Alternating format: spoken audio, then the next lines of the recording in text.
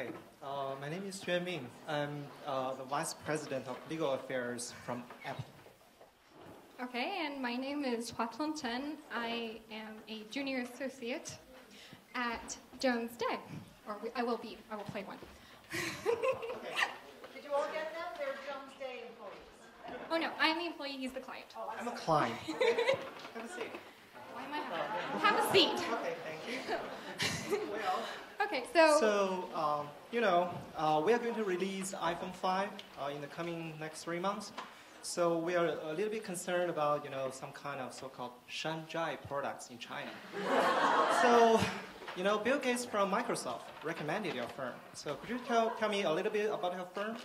Okay, well, Jones Day is one of the largest law firms in the U.S. It's consistently ranked in the top 6 in terms of law firm performance.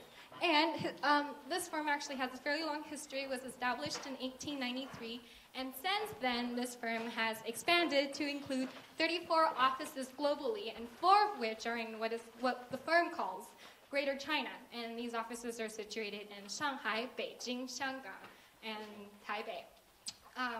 Shanghai being the first office that was opened in 1980. Exactly. I did my research. Oh, okay. I'm glad you know this. So I think that makes a perfect fit, right? So, we are concerned about intellectual property. There are so many Shanzhai products. And one of them is called Q phone. I'm not sure if you know that. So, this is iPhone. Okay. So could you tell me a little bit insight from your firm about the intellectual property issues in China? Okay, well, it is, so part of my job in Jones Day includes being up to date on congressional legislation related or possibly impacting U.S.-China relations. And one of the major issues this year does include intellectual property rights.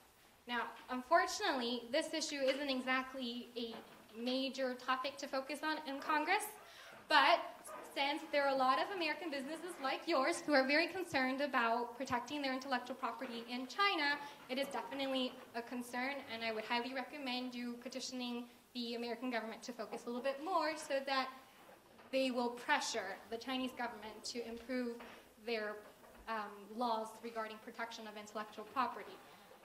Okay, I was thinking about that. So, but another issue is that, we have so many large competitors in China, like Lenovo. They also make cell phones. Can you believe that?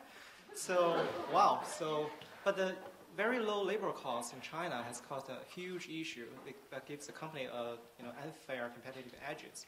So, do we have any, actions in terms of the currency policy? Can you give me some insight? Well, I have to say, the movement to pressure China to address the fact that China may be undervaluing the renminbi sort of fizzled out a little bit.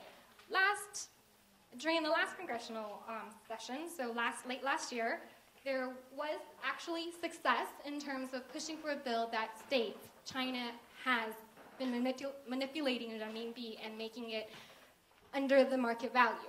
However, with the near election, the Congress sort of shifted in power so that it's more Republican-dominated, and that means they're not so fond of pushing China on that right now, because there are other more important issues.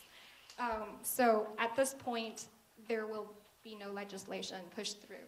But just keep trying. Okay. Keep telling your congressman. Okay, I'm sort of sorry to hear that, but you know what? We have a lot of money. So could you do the lobbying for us? Oh, I'm actually kind of embarrassed to say this, but lobbying is not Jones Day's strong suit, and hence we have made a resolution in the firm back in 1980, actually, to not do any lobbying. So, but you know what? There are so many law firms in Washington, D.C. that are very successful in lobbying, and I can give you a couple names. Okay, that's fair enough. So, last question. Okay. May I ask you out for dinner tonight?